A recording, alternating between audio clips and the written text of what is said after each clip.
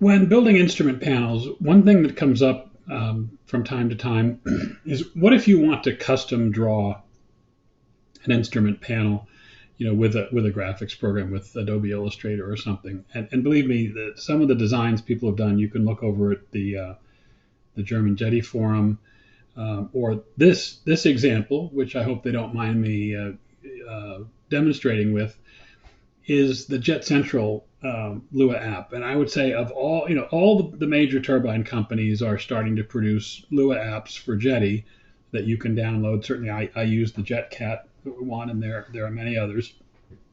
But I think the one that really takes the cake for just being a beautifully done image and a very well designed Lua app, I might also add. So my compliments to the authors and to Jet Central for this.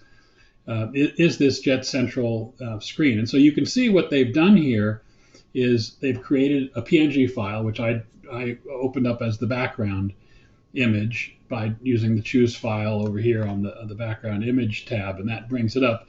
And then what I've done here is I have something that I call a virtual gauge. And so it's basically kind of like a gun sight. It's the way of attaching a gauge shape to a pre-drawn figure and calibrating the size of the needle, the diameter, the arc dimensions, so that we can capture all that. And then that way we can, when we build our JSON file that contains the specs that the transmitter uses to animate the gauges, we'll have it all calibrated to this panel. So I've already laid out a couple pieces of this, the virtual gauges on RPM, EGT, and the battery. But let's do this one together, the fuel gauge. So I pick virtual gauge and I say new, and then I roughly center this. Now it's going to be easier.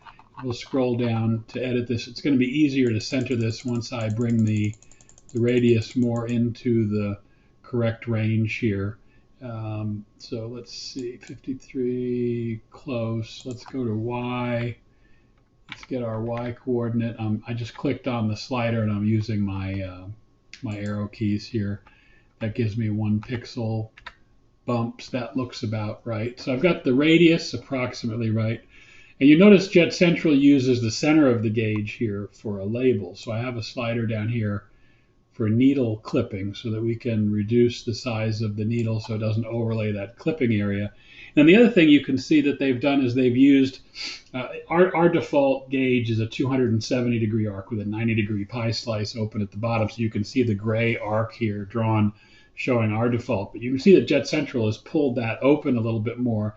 And on their app, that's to leave space for a number here, a much bigger number. So that's a nice idea. And by the way, what we're doing here is nothing that would substitute for the Jet Central app. Their app has a lot of functionality. We're purely a display app, but they've got, fuel level warnings and all kinds of other settings. So there's a ton of utility in their app. And if you're using a Jet Central turbine, definitely you want to use that app. This really was just kind of paying tribute to them for doing such a great job with this app and using it kind of as a visual example. Okay, so the next thing we have to turn our attention to is these arc limits. So you can see here I'm moving the arc limit, and we'll match that up with the end of the arc on the gauge itself. That's 101 degrees. I'd be curious if it was 100 or 101 that the designer at Jet Central actually used. And we'll bring up the other one to match at 101. And now you can see on this gauge that if we animate the gauge with the value, you can see that we're getting the correct swing of the gauge. We have it centered on the actual gauge. The range of this gauge is 0 to 100, so that's our default, so we didn't have to change that. The font size will have to do with the digital value, which isn't going to show up here, but we can work with that on the transmitter. And then down here where it says line 1, the Jet Central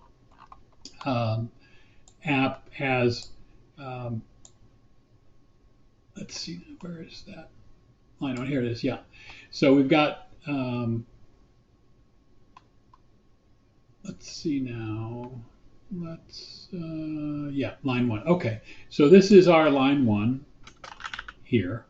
And the Jet Central one. And what I've basically done is I've gone up to the top and I've picked raw text.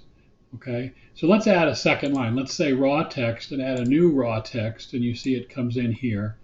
We'll place it, we'll center it, place it right about there. We'll go down to the bottom to edit that. Some raw text, and we'll change that to line 2 here. We'll change the color of the text from white to black, and we'll change the font size from mini to bold. Okay, so now we have 2 separate lines of text. These will be editable on the transmitter, and if we want to, we can use our little system with single quotes to put Lua variables or the assigned sensor values for these 2 lines of text, into the text if we wanted to have information about the turbine displayed there.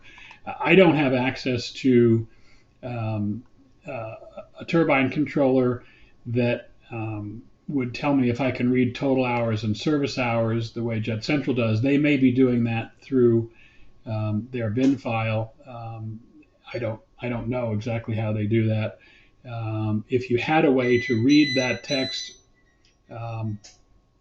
with a telemetry channel, you could add text in these boxes as well, but we're going to skip that for now. So this again was just a quick tutorial on how would I go about assigning gauges to an existing drawing, a beautifully done artistic drawing of an instrument panel, rather than creating the gauges by dragging and dropping them here. So our next step in our next video will be, once this JSON file arrives with Jetty Studio down on the transmitter, how are we going to hook that up to the transmitter and animate all these gauges?